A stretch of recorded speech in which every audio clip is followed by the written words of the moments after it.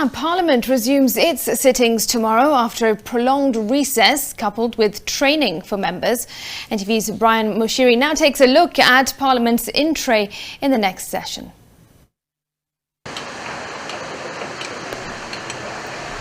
Kenya's 13th Parliament resumes its sittings Tuesday to a packed in-tray. The upcoming session is expected to be heated with much political acrimony across the political divide in recent weeks.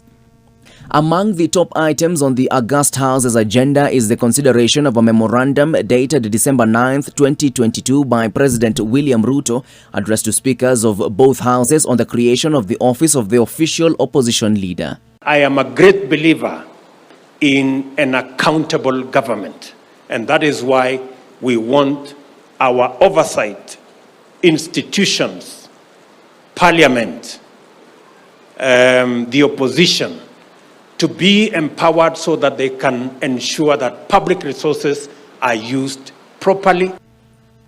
The National Assembly is also set to consider the budget policy statement while still looking at the inaugural supplementary budget statement for the Kenya Kwanza government for the financial year 2022-23, with a proposed increase in the spending from 3.36 trillion shillings to 3.72 trillion shillings. In line with the Kenya Kwanza government's promise of slowing down the runaway debt, Parliament is expected to consider the debt management policy of 2023. First on our legislative roadmap from the 14th of February, when the House reopens next week, is consideration of a budget policy statement for the year 2023. We shall also be considering the supplementary budget estimates, which were already sent to the House last week by the National Treasury.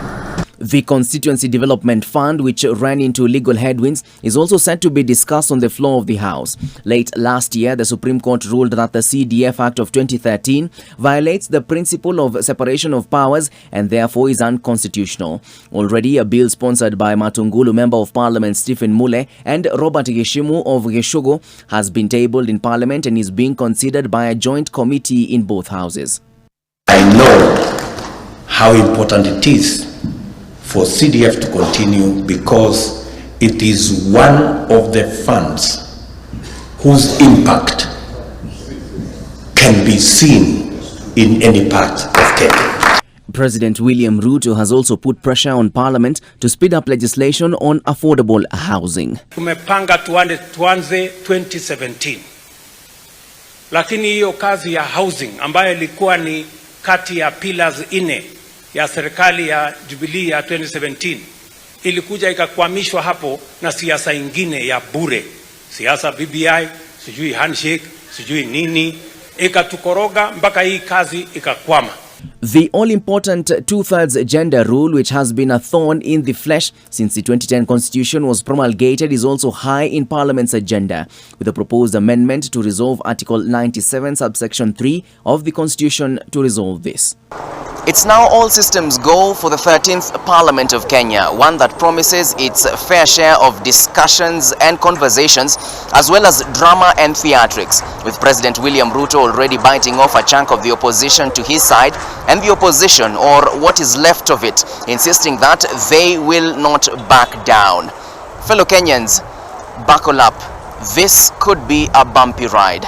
Brian Mushiri, NTV, Nairobi.